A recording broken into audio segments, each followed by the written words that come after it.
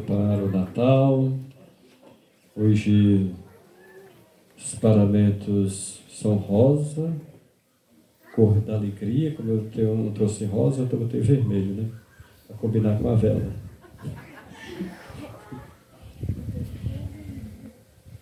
Às vezes tem gente que diz: eu fui católico a vida inteira, mas a igreja é sempre a mesma coisa, não fala nada diferente, não faz nada diferente, por isso eu saí.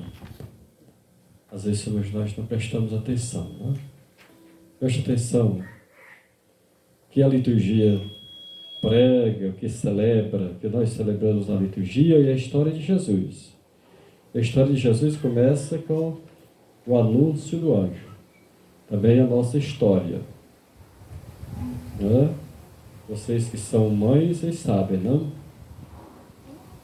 Quando acontece aquelas coisas, né? Esse mês não veio, esse passado também não.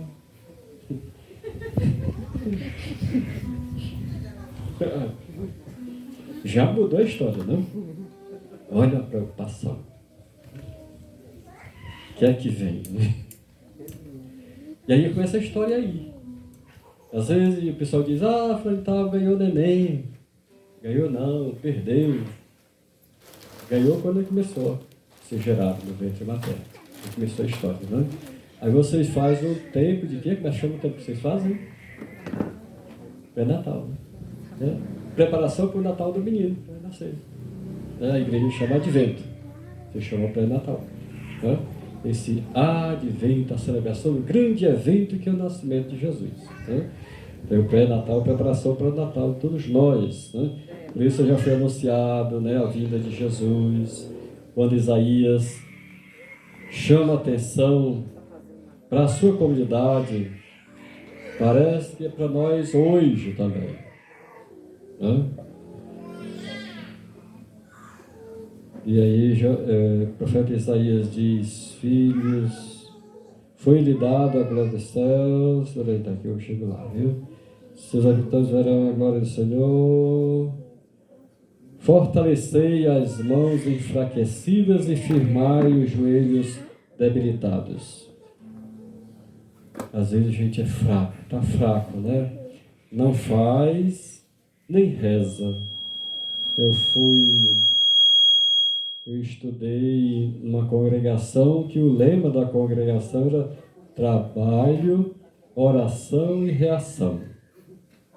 Trabalhar, rezar e reagir, ou reação, né? Reagir tudo contra tudo que é ruim, que é mal, que é maligno, né? Então nós precisamos rezar, né? Tem gente que quer ser religioso, quer escolher uma congregação que tem uma vida de oração, uma vida só de oração. Ninguém vive só de oração. Mas os monges vivem de oração, trancados lá no convento. Não, eles não vivem só de oração. Eles rezam, mas trabalham também, né? Então nós também precisamos dessas mãos fracas, que não têm coragem de trabalhar, né? Não têm coragem de fazer as coisas, também não têm coragem de rezar, esses joelhos que não dobram, não rezam. Para a gente ter fé, é preciso rezar. Por que muitas vezes nós não temos coragem nem força de vencer as coisas? Porque nós não rezamos. Jesus, para suportar o peso de todos os sofrimentos, ele rezava muito. Jesus rezava muito, ele passava a noite em oração, né? Rezava muito. E nós precisamos rezar. Então precisamos fortalecer as nossas mãos, também os nossos joelhos, né? Em oração.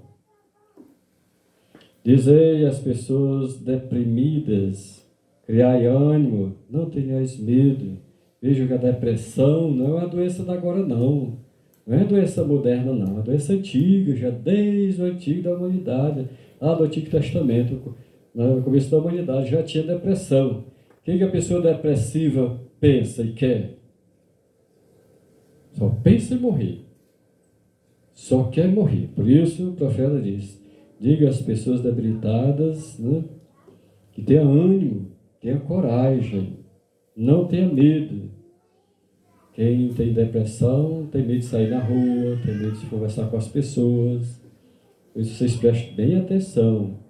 Quando tiver alguém na casa de vocês, calado, não quer sair do quarto, não quer conversar com ninguém, é hora de vocês chegarem.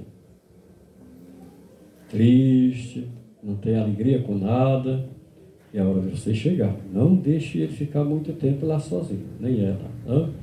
Procure conversar, saber o que está acontecendo, procure ajudar, porque pode ser uma depressão. E a gente imagina, pensa que é uma doença boba, não, é uma doença muito perigosa. É silenciosa, mas é muito difícil ficar bom. Dá trabalho. Por isso precisa da ajuda. Não podemos deixar uma pessoa depressiva sozinha. Ele pode ficar sozinho. Ele quer ficar só. Só quer ficar só, não quer conversar com ninguém, não quer se aproximar de ninguém. Né? Isso quer se isolar e ele não pode deixar isolado. Né? Não pode. Então, não vou dizer casos não, porque senão a gente passa a noite toda aqui. Porque casos são casos demais, né?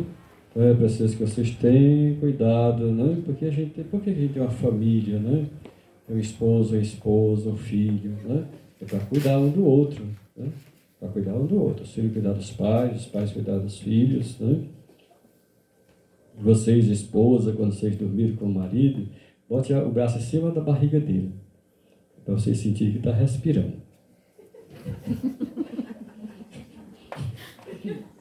Tem que parar de respirar. Eu tenho uma prima que ela estava dormindo com o marido, amanheceu o dia, ele estava morto e ela não viu que ele morreu. O maior trauma dela é que não ter visto a hora que ele estava morrendo, não pôde socorrer, não pôde fazer nada, que ela não viu. No outro dia foi quando foi levantar, foi chamar ele, não estava mais vivo. Então, para se importar, a gente cuide, né? Tem sempre cuidando do outro, não? Vede o vosso Deus e a vingança que vem. A recompensa de Deus virá. Às vezes ele se desespera, né? Quer que as coisas aconteçam logo. Ele quem vem para nos salvar. Deus vai nos salvar. Tá? Tirar todos essa vida difícil que a gente está levando. Tá certo? E aí o profeta disse que quando Jesus chegar, os coxos saltarão como um cervo, né? Cervo deve ser tipo assim, um cabrito, né? Cordeiro que pula, né? Que tem alegria. Né? E se desatará a língua dos mudos, né? Os mudos falam, mas também aqueles, aí nós vamos entender, lá no Evangelho nós vamos entender quem são os mudos que não falavam e agora estão falando. Né? Aqueles que não podiam falar. Né? Não só mudo fisicamente, mas os mudos, né? Psicologicamente, socialmente, não tinha direito de falar, não tinha condições de falar, e agora estão falando. Os que são salvos voltarão para casa, né? É bom a gente sempre voltar à casa de nossos pais, nossos familiares, a nossa casa, a nossa convivência. Né? Depois São Tiago diz também, ficai firmes até a vinda do Senhor. Né? Ficai firmes. Muitas vezes a gente desiste, desanima, não? Muda de religião, muda de igreja, procura outros deuses. São Tiago diz, fique firme. Né? Até a vinda do Senhor. Não desanime. Tá certo? Não desanime. Ele diz até uma coisa assim que é muito simples, mas é natural e é verdade. Ele diz, vede o agricultor, ele espera o precioso fruto da terra e fica firme até cair a chuva do outono e da primavera. Também vós ficais firmes e fortalecei vossos corações, porque a vinda do Senhor está próxima. Né? Alguns dizem que se converta, que Jesus está voltando. Não acredito nesse povo, viu? Sem se converter, vocês vão tudo para o inferno, porque Jesus está voltando. Quem foi que disse para ele que Jesus está voltando? Ele estava dizendo, onde é que está Jesus? Ele já está chegando ali, né? Para a coroa, né? Por ali, sim. São Gonçalo. Jesus disse, não avisa, ninguém sabe quando ele vier. Né? E, ó, desde o começo do tempo de Jesus, que Jesus já diz, o reino de Deus está próximo, o reino de Deus está próximo. Né?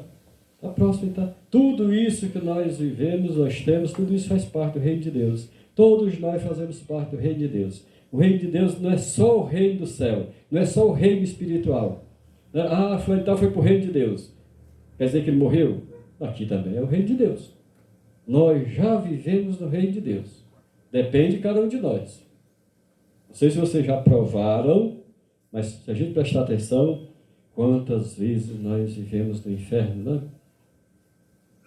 Eu lembro, era pequeno, quando meu avô ia fazer as coisas que não davam certo, ele se zangava, isso é um inferno. Inferno é aquele lugar de ou tempo, de sofrimento, de angústia, nada dá certo, a gente não acerta nada, tudo que a gente quer fazer não tem resultado. Né? Então, se é paz, se é tranquilidade, isso é o reino de Deus. Então, tudo nós vivemos para construir o reino de Deus que já começa aqui entre nós, tá certo? Mas fique firmes na fé, não se afaste de Deus. Deus está sempre próximo de nós. Que Jesus diz, estarei convosco todos os dias até o fim do mundo. Ele não nos abandona. Muitas vezes somos nós que abandonamos Jesus. Quando João foi preso, João Batista foi preso, ele soube que Jesus estava passando por ali, ele enviou alguns discípulos seus para perguntar se era Jesus mesmo ou se devia esperar um outro. Interessante que Jesus sou eu mesmo. Ele quer saber. Tudo que eu faço aqui é para provar que eu sou. Eu sou Jesus. Tem que esperar outro não. Jesus diz, acredite no que vocês estão vendo. Às vezes nós vemos, mas não acreditamos, né? E Jesus acredite. Pai, diga a ele o que vocês viram, ouviram e viram. Né? Os cegos recuperam a vista. Né? Os paralíticos andam, os leprosos são curados, os surdos ouvem, os mortos ressuscitam, os pobres são evangelizados. Tá? Esses pobres aqui são todos os pobres, né? Não é pobre de coisa, pobre de espírito. Nós mudamos nossa vida quando nós somos evangelizados. Quando nós passamos a entender. Nossos irmãos evangélicos dizem, eu encontrei Jesus. Né? Eu digo, eu entendi Jesus. E quando a gente não entende as coisas de Deus, a gente não muda. Não adianta ninguém estar zoando no ouvido da gente. Não. Enquanto não entender, isso é em tudo. Em casa não acontece às vezes, não, Sônia? Adriano, tu viu isso assim, assim? Hã? Tu fez isso assim, assim? Quê? Entendi, pronto. Sim, já fiz, tá tudo certo já. Enquanto a gente não entende, a gente não faz as coisas. Menino, tu já lavou os pratos?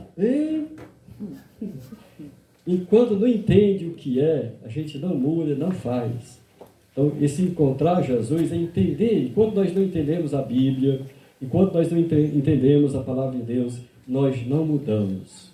Isso é bom, sempre que a igreja abre as portas para todas as pessoas que são pecadores, têm a vida errada, porque é na igreja que eles vão ouvir a palavra de Deus, e é ali que eles vão descobrir a sua vida, a beleza de Deus, porque é ali que eles vão juntos receber o Espírito Santo, e ali eles vão mudar a vida deles. Eles vão entender a palavra de Deus.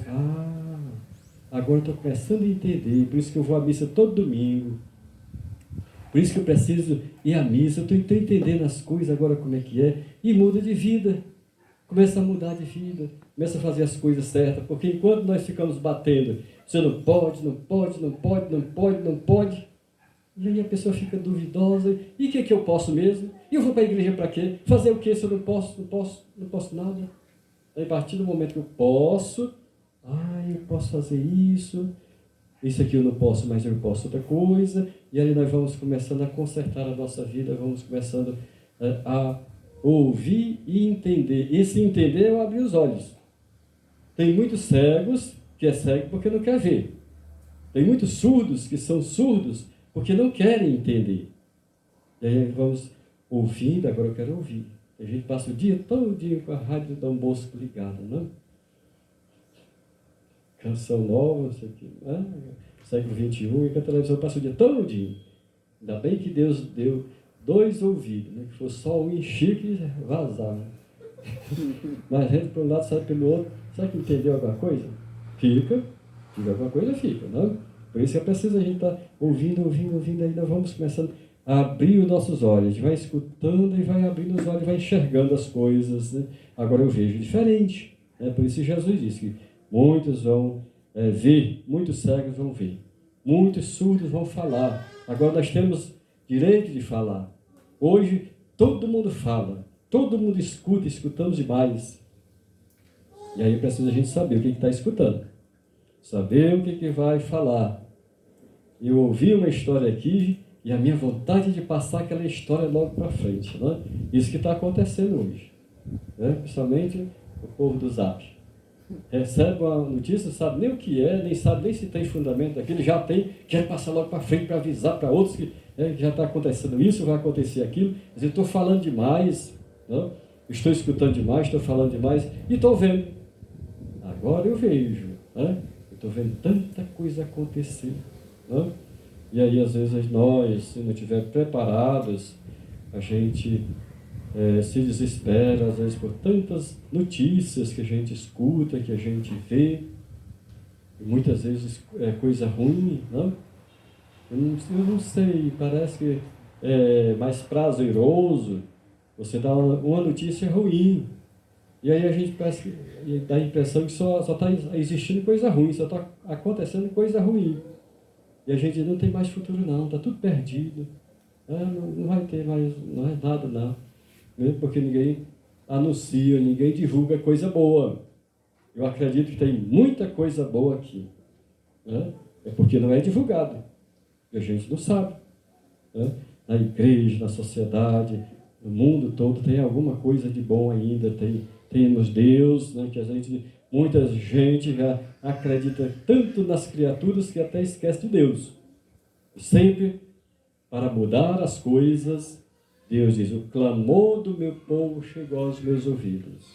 É preciso a gente clamar a Deus, para que Ele mude. E só Ele pode mudar.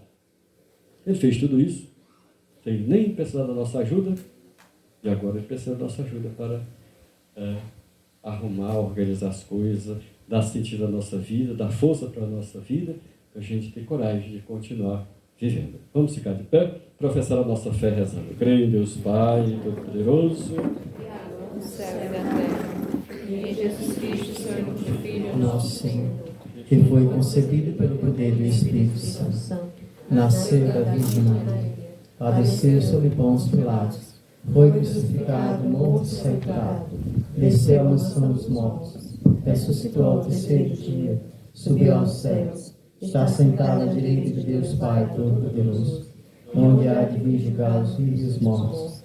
Creio no Espírito Santo, na Santa Igreja Católica, na comunhão dos santos, na remissão dos pecados, na ressurreição da carne, na vida eterna. Amém. Irmãos e irmãs, na alegria da proximidade da chegada do Salvador, rezemos ao Pai com toda a confiança, fazendo as nossas preces.